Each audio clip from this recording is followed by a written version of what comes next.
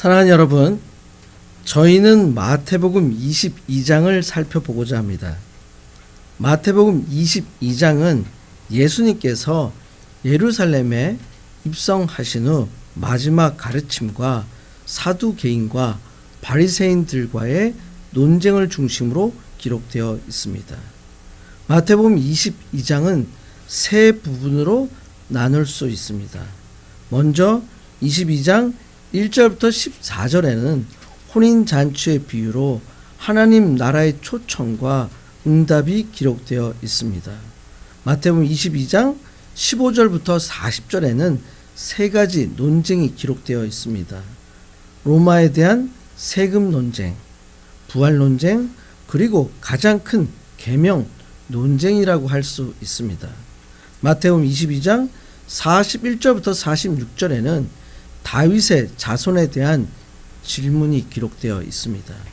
이 세 가지 논쟁은 예수님의 지혜와 권위를 보여주고 있습니다.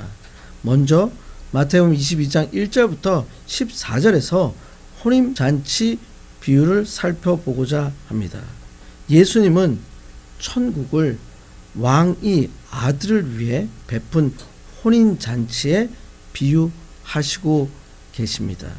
그런데 초청받은 자들이 오기를 거절합니다.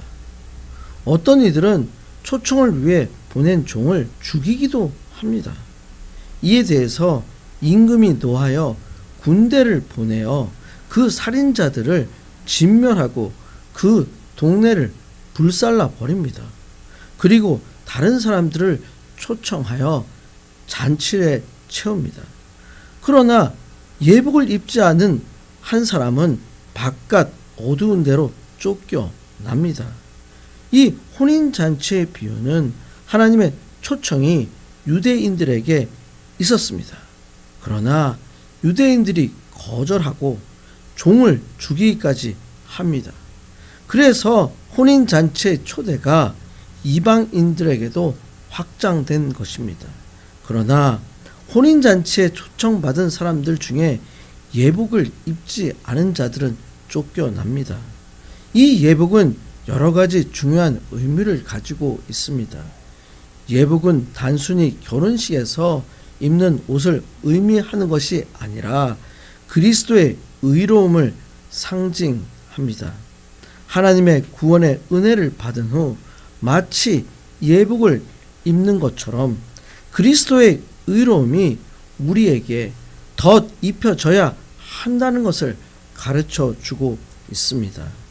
즉 구원은 값없이 주시는 하나님의 선물이며 은혜입니다.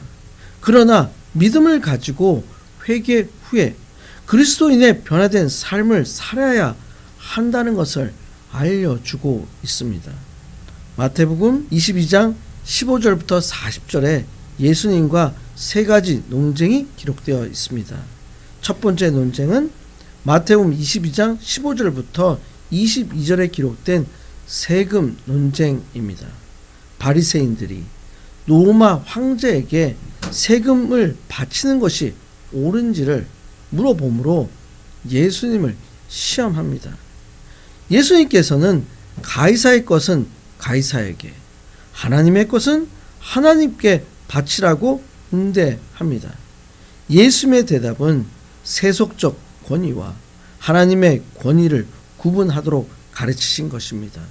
즉 세속적인 정부에도 권위가 존재하므로 이에 대한 존경과 지키는 것이 필요함을 알려주는 것입니다. 예수님 당시 이스라엘은 로마 제국의 통치하에 있었습니다.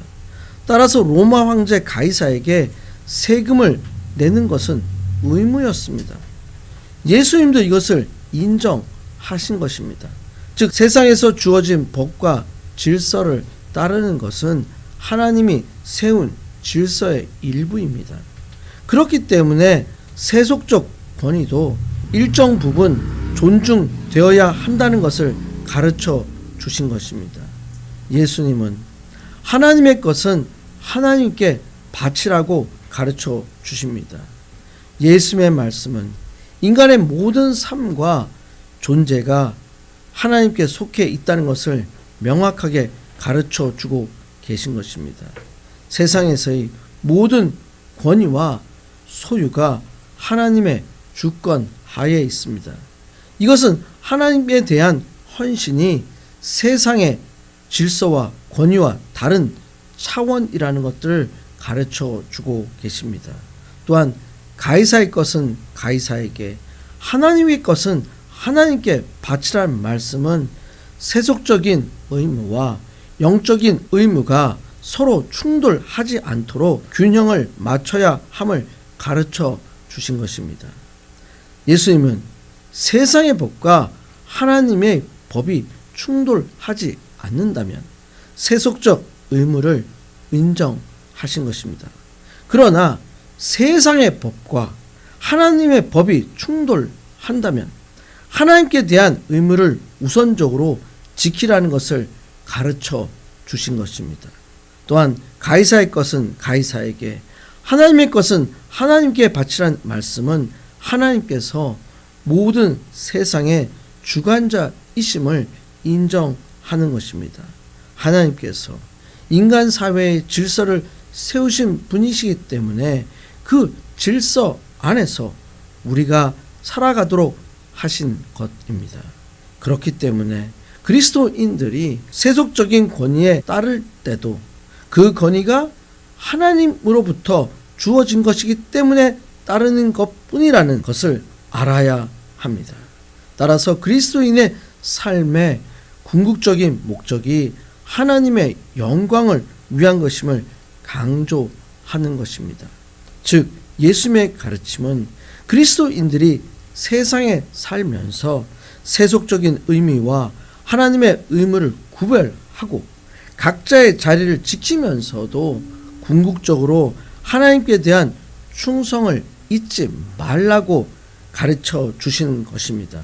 다시 말하면 세상에서 법과 질서를 지키되 우리의 삶의 중심은 항상 하나님께 두고 살아가야 한다는 그리스도인의 중요한 삶의 원칙을 가르쳐 주신 것입니다. 마태복음 22장 23절부터 33절에는 부활 논쟁이 기록되어 있습니다. 사두개인들은 부활을 믿지 않습니다. 사두개인들은 구약 성경에서 부활에 대한 명확한 언급을 찾지 못한다고 주장하였습니다. 그렇기 때문에 사두개인들은 죽은 자의 부활을 부인했습니다. 사두개인들이 예수님께 부활에 대한 질문을 던집니다. 한 여자가 7 형제와 결혼한 비유를 통해서 부활할 때 그 여인의 남편이 누구일지에 대한 질문을 함으로써 의도적으로 예수님을 공경에 빠뜨리고자 했습니다. 그런데 예수님께서는 부활 후에는 결혼과 출산이 없다. 하나님은 살아있는 자들의 하나님이시니라 라고 대답하심으로써 부활 이후는 인간의 육체적인 필요와 제약에서 벗어나 새로운 영적 존재가 됨을 가르쳐 주셨으며, 부활은 죽은 이의 삶에 대한 믿음을 넘어서 부활을 믿는 그리스도인들은 죽음을 두려워하지 않으면서 현실의 삶에 있어서도 하나님의 뜻을 따라 살아가야 함을 가르쳐 주셨습니다. 즉 부활을 그리스도인들은 영원한 생명에 대한 소망을 가지고 하나님과의 관계 안에서 하루하루의 삶을 살아가야 한다는 것을 분명하게 가르쳐 주신 것입니다. 마태복음 22장 34절부터 40절에는 가장 큰 계명에 대한 논쟁이 기록되어 있고, 마태복음 22장 41절부터 46절에는 메시아에 대한 다윗의 자손에 대한 질문이 기록되어 있습니다. 이 부분이 오늘 본문으로서 좀 더 자세히 살펴보고자 합니다. 오늘 말씀의 제목은 감히 그에게 묻는 자도 없더라. No one dared to ask him any more questions 입니다. 마태복음 22장의 오늘 본문을 통해서 배우게 되는 첫 번째 메시지는 주 너의 하나님을 사랑하라입니다. 바리새인들이 사두개인들의 부활에 대한 질문에 대해서 예수님의 차원 높은 명쾌한 대답으로 인하여 사두개인들이 대답할 수 없게 되었다는 소식을 알고서 예수님께로 찾아옵니다. 마태복음 22장 34절입니다. 예수께서 사두개인들로 대답할 수 없게 하셨다 함을 바리새인들이 듣고 모였는데, 즉 예수님의 명확한 부활 논쟁에 대한 대답은 사두개인들로 하여금 더 이상 논쟁을 할 수 없도록 했습니다. 바리새인들은 사두개인과 달리 부활을 믿고 있었기 때문에 사두개인들의 논쟁 패배를 듣고 매우 기뻐한 것 같습니다. 그래서 모인 것 같습니다. 그런데 바리새인들도 예수님을 시험합니다. 마태복음 22장 35절입니다. 그 중에 한 율법사가 예수를 시험하여 묻되, 율법사입니다. 율법사를 서기관이라고도 합니다. 그들은 율법에 정통한 사람이며 모세 오경과 선지서의 전문가들이라고 할 수 있습니다. 그런데 질문을 합니다. 36절입니다. 선생님, 율법 중에서 어느 계명이 크니까? 어느 계명이 크니까라는 말은 최상급으로 제일 중요한 이라고 할 수 있습니다. 예수님께서 대답을 하십니다. 22장 37절입니다. 예수께서 이르시되 내 마음을 다하고 목숨을 다하고 뜻을 다하여 주 너의 하나님을 사랑하라 하셨으니, 마음을 다하고 목숨을 다하고 뜻을 다하여 주 너의 하나님을 사랑하라는 말씀은 신명기 6장 5절의 말씀입니다. 유대인들은 가정이나 성전에서 매일매일 예배에 사용된 신앙 고백문인 쉐마의 한 부분으로 매일 2번씩 소리 높여 암송한 것이기 때문에 매우 익숙했습니다. 또한 이 계명은 십계명의 전반부로 하나님께 대한 계명들의 포괄적인 요약이라고 할 수 있습니다. 먼저 마음을 다해야 됩니다. 마음에 사용된 헬라어 칼디아는 상징적으로 생각하는 것, 마음의 감각, 중심부라고 할 수 있습니다. 마음을 다하는 것은 외식이 아닌 진정한 의지입니다. 두 번째로 목숨을 다해야 합니다. 목숨에 해당되는 헬라어는 푸시케입니다.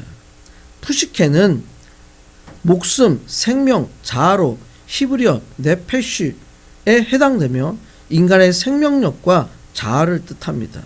즉 인간의 감정, 의지, 생각을 포함하는 자아, 혼 또는 목숨을 의미합니다. 푸시케는 성령, 영, 바람, 호흡과 같은 비물질적 영적 존재를 가리키는 푸뉴마와 구분됩니다. 푸뉴마는 보이지 않는 영적 실체, 인간의 영, 하나님의 영, 성령을 의미합니다. 히브리어 루아흐에 해당되는 말이며 바람, 숨결의 의미를 포함하고 있습니다. 따라서 목숨을 다하는 것에서 목숨은 육체적 생명을 뜻하며, 이는 적당히 하는 것이 아니라 생명을 걸고 하는 것임을 강조하는 것입니다. 그리고 뜻을 다해야 됩니다.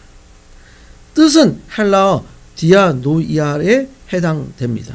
깊은 사고, 마음의 작용, 상상, 마음, 이해에 해당합니다. 뜻은 지적 능력을 뜻하는 말로 맹목적인 것이 아니라 분명한 이해와 통찰력을 가지고 있어야 합니다. 마음을 다하고 목숨을 다하고 뜻을 다해야 합니다.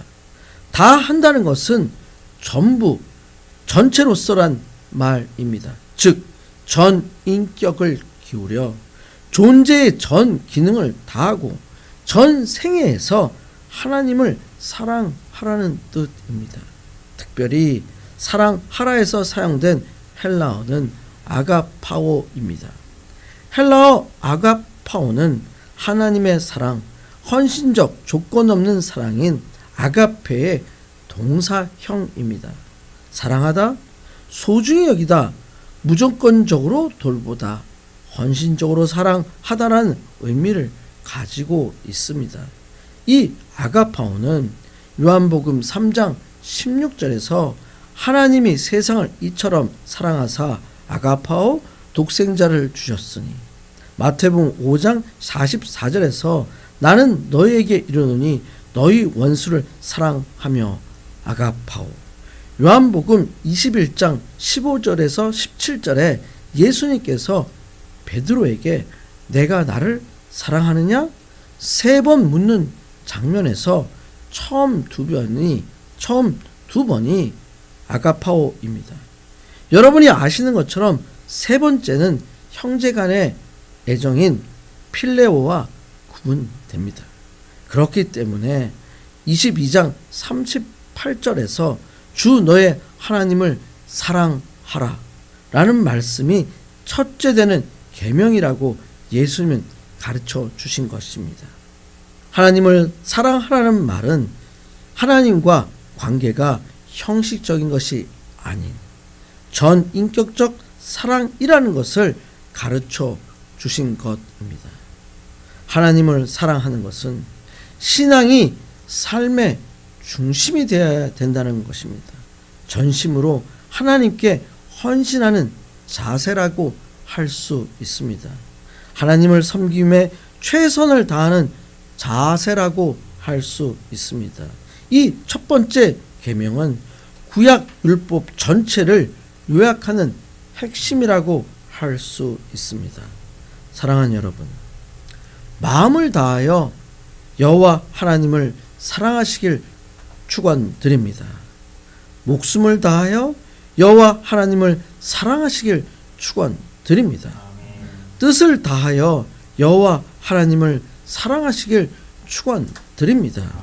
여러분 한 분 한 분의 삶이 여호와 하나님을 사랑하심으로 하나님의 인도하심과 축복이 있으시기를 간절히 축원드립니다. 두 번째로 마태복음 22장의 본문 말씀을 통해서 배우게 되는 두 번째 메시지는 내 이웃을 내 자신같이 사랑하라입니다. 예수님은 첫째 되는 계명으로 마음을 다하고 목숨을 다하고 뜻을 다하여 주 너의 하나님을 사랑하라라고 가르쳐 주셨습니다. 이제 둘째 되는 계명을 가르쳐 주십니다. 마태복음 22장 39절입니다. 둘째도 그와 같으니 내 이웃을 내 자신같이 사랑하라 하셨으니, 내 이웃을 내 자신같이 사랑하라라고 가르쳐 주십니다. 내 이웃을 사랑하는 것은 십계명의 후반부인 사람에 대한 계명의 포괄적 요약이라고 할 수 있습니다. 레위기 19장 18절에서 내 이웃 사랑하기를 내 자신과 같이 사랑하라. 나는 여호와니라고 명령하셨습니다. 이웃 사랑은 사회, 정의, 자비, 관계 회복을 의미합니다. 이웃은 혈연, 국경, 종교를 초월한 모든 사람을 포함합니다. 로마서 13장 9절에서 10절에도 내 이웃을 내 자신과 같이 사랑하라 하신 그 말씀 가운데 다 들었느니라. 사랑은 이웃에게 악을 행하지 아니하나니 그러므로 사랑은 율법의 완성이니라 라고 사도 바울은 기록하고 있습니다. 사도 바울은 사랑이, 이웃 사랑이 율법 전체의 완성이라고 강조하고 있습니다. 즉 계명을 지키는 목적이 하나님과 이웃을 사랑하는 것이라는 것을 강조하는 것입니다. 그렇기 때문에 갈라디아서 5장 14절에도 온 율법은 내 이웃 사랑하기를 내 자신같이 하라 하신 한 말씀에서 이루어졌나니 라고 기록하였습니다. 즉 사도 바울은 율법이 요구하는 윤리가 이웃 사랑이라고 말하고 있습니다.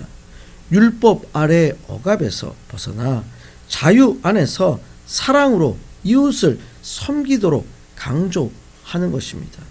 또한 요한일서 4장 20절부터 21절에는 누구든지 하나님을 사랑하노라 하고 그 형제를 미워하면 이는 거짓말하는 자니 하나님을 사랑하는 자는 또한 그 형제를 사랑할지니라 라고 기록되어 있습니다.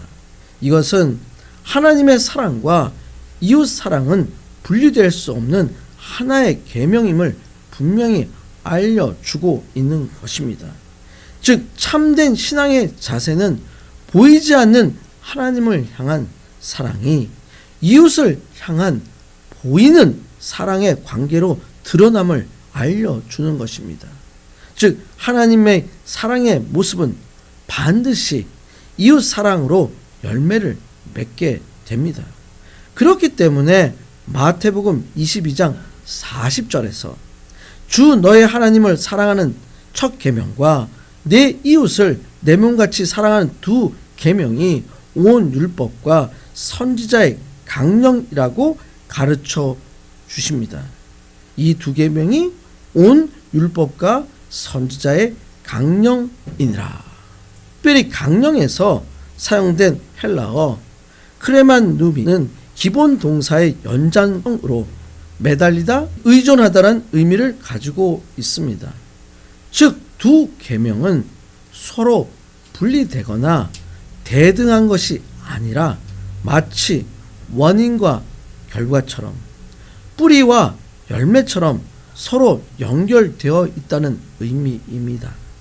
이 두 계명이 모든 율법과 그 선지서인 구약 성경 전체로 연결되어 있음을 분명히 밝혀주는 것입니다. 이것은 두 계명이 십계명의 요약으로 충분히 베풀어진 하나님의 사랑에 대한 합당한 인간의 반응이라고 할 수 있습니다. 두 계명이 지켜지면 하나님과 인간 공동체 사이에 올바른 관계가 구축되게 됩니다. 즉, 이 두 계명이 지켜지지 않는다면 사실상 모든 율법 준수가 헛되게 된다는 것을 의미합니다. 그렇기 때문에 율법 준수에 열심을 다한 바리새인들의 율법 준수가 비판을 받은 이유가 되는 것입니다.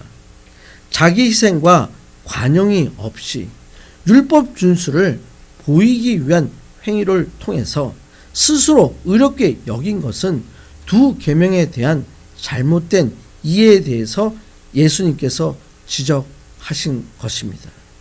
사랑하는 여러분, 여러분들이 하나님을 사랑하시면 내 이웃을 내 자신같이 사랑할 수 있습니다. 바로 옆에 있는 가족, 같이 예배를 드리는 사역자, 같이 생활하는 직장 동료들, 삶을 나누는 지역사회 사람들 모두가 이웃입니다. 여러분의 삶을 통해서 이웃을 내 자신처럼 사랑하시는 한 분 한 분이 되시길 간절히 축원드립니다. 마태복음 22장 본문을 통해서 배우게 되는 예수님의 세 번째 메시지는 어찌 그의 자손이 되겠느냐입니다. 이번에는 예수님께서 질문을 받으신 것이 아니라 바리새인들에게 질문을 하십니다. 마태복음 22장 41절입니다. 바리새인들이 모였을 때에 예수께서 그들에게 물으시되, 예수님께서는 의도적으로 바리새인들이 모인 곳에 가셨는지는 알 수 없지만 당시 바리새인들이 여전히 예수님의 주위에 살펴보고 있었기 때문에 피하지 아니하시고 바리새인들에게 질문하신 것으로 이해하는 것이 좋겠습니다. 마태복음 22장 42절입니다.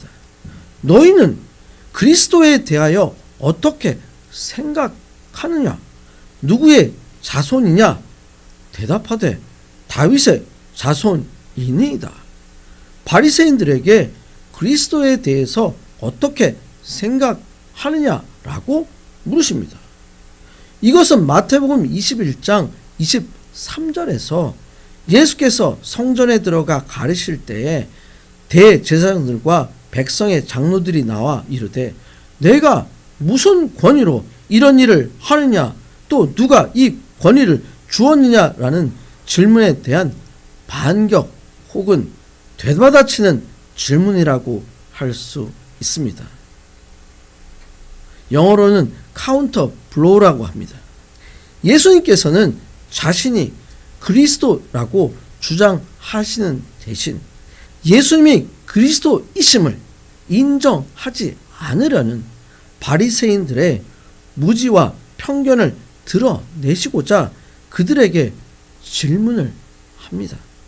질문은 그리스도가 누구의 자손이냐입니다.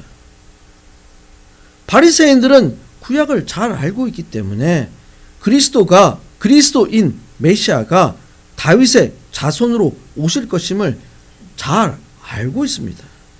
사무엘하 7장, 이사야서 11장, 예레미야 23장을 통해서 예언되었습니다. 이사야서 11장 1절에 이새의 줄기에 한 싹이 나며 그 뿌리에서 한 가지가 나서 결실할 것이요. 이새는 다윗의 아버지입니다. 예레미야 23장 5절에서 여호와의 말씀이 보라 때가 이르니 내가 다윗에게 한 의로운 가지를 일으킬 것이라. 그가 왕이 되어 지혜롭게 다스리며 세상에서 정의와 공의를 행할 것이며.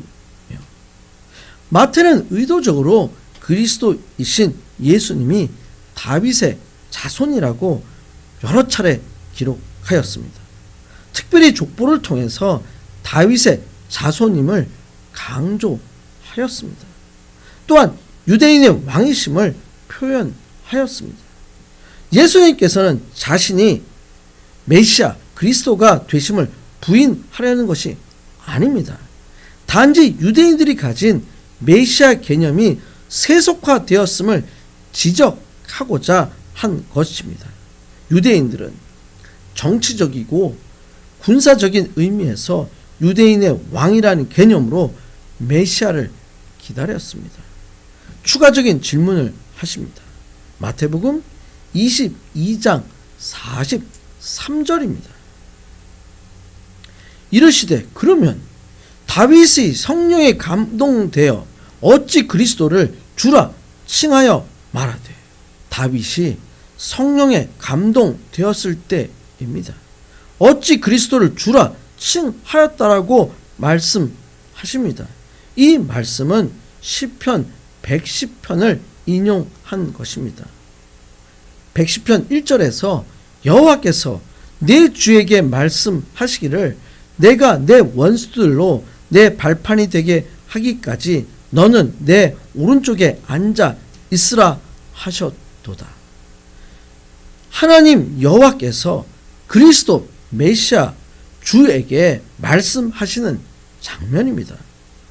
즉 그리스도가 다윗의 후손으로 오시는 분인데 다윗이 성령으로 감동받았을 때 그리스도를 주로 가리킨 것으로 우리에게 알려주고 있습니다. 예수님과 바리새인들을 포함한 대부분의 유대인들은 시편 110편이 메시아의 예언이라는 점과 시편 110편이 다윗이 성령의 감동으로 시편을 지었다고 공통적으로 알고 믿고 있는 상태입니다. 추가적으로 자세히 설명하십니다. 22장 44절입니다. 주께서 내 주께 이르시되 내가 내 원수를 내 발 아래에 둘 때까지 내 우편에 앉아 있으라 하셨도다 하였느냐? 예수님은 다윗의 자손인 그리스도가 그 조상인 다윗 자신이 성령으로 깨닫게 하심으로 다윗이 주로 불렀음을 지적하므로 그리스도인 메시아가 인간적인 후손의 개념을 초월하여 조상인 다윗이 자신의 후손으로 오실 주를 증거로 입증하는 것이라고 할 수 있습니다. 왜냐하면 예수님께서 유대의 지도층으로부터 모함을 받는 것이 예수님의 신성 주장이기 때문입니다. 즉 예수님의 신성 주장은 메시아의 초월성 예언에 대한 증명으로 바리새인들은 메시아 신성에 대해 이해가 없으므로 지적해 주신 것입니다.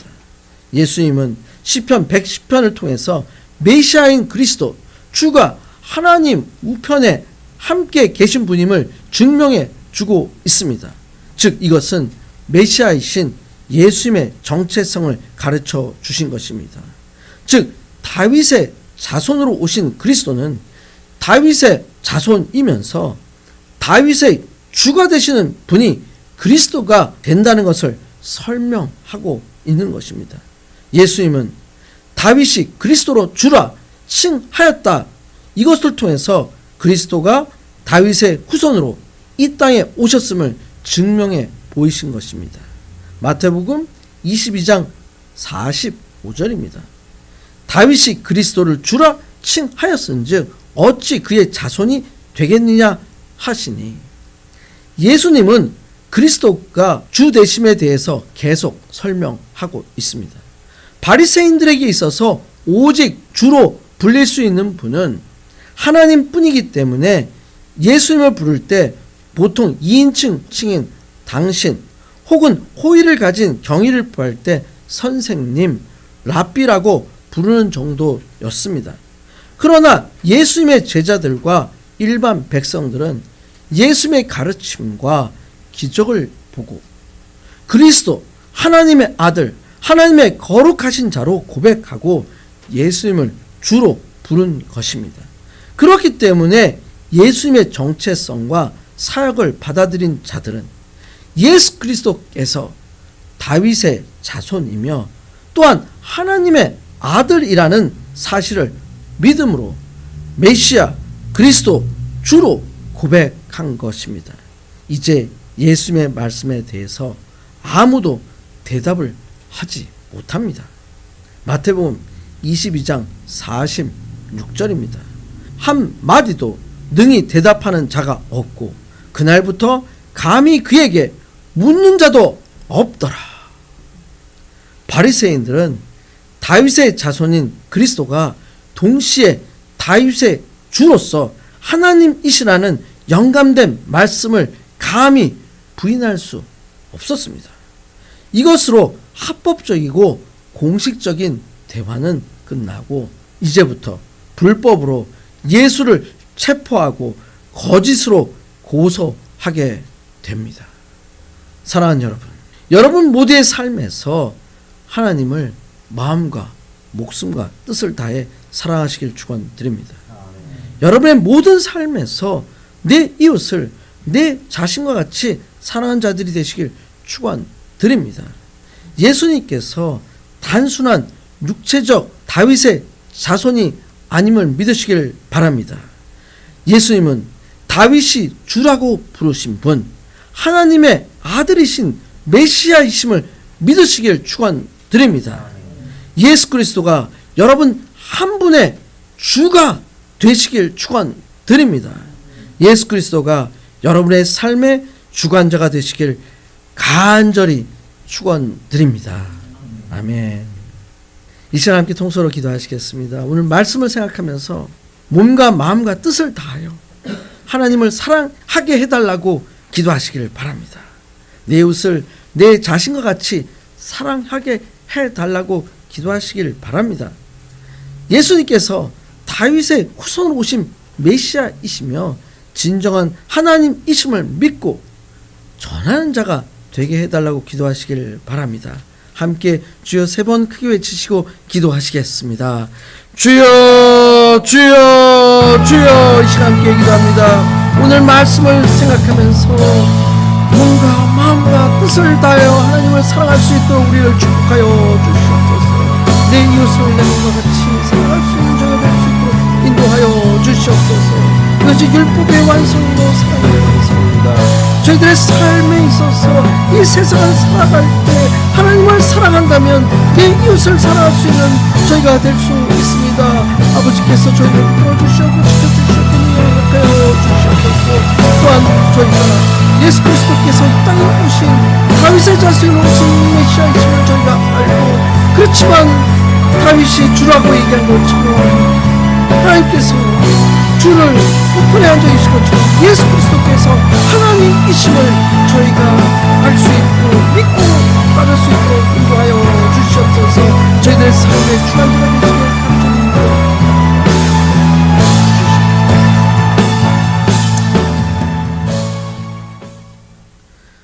하나님 아버지, 오늘 말씀을 통해서 몸과 마음과 뜻을 다하여 하나님을 사랑해야 함을 알게 해주셔서 감사드립니다. 내 이웃을 내 자신과 같이 사랑해야 함을 알게 해주셔서 감사합니다. 두 계명이 하나로 연결됨을 알게 해주셔서 감사합니다. 저희가 최선을 다하여 지키도록 노력하겠습니다. 다윗의 후손으로 오신 메시아 예수 그리스도가 인간의 몸으로 오셨고 진정한 하나님이심을 예수님께서 직접 증명해 주심을 감사드립니다. 저희가 예수님의 정체성을 바르게 이해하고 흔들리지 않는 믿음의 삶을 살도록 인도하여 주시길 간구합니다. 저희들의 삶을 인도해 주시는 예수 그리스도의 이름으로 간절히 기도드렸습니다. 아멘.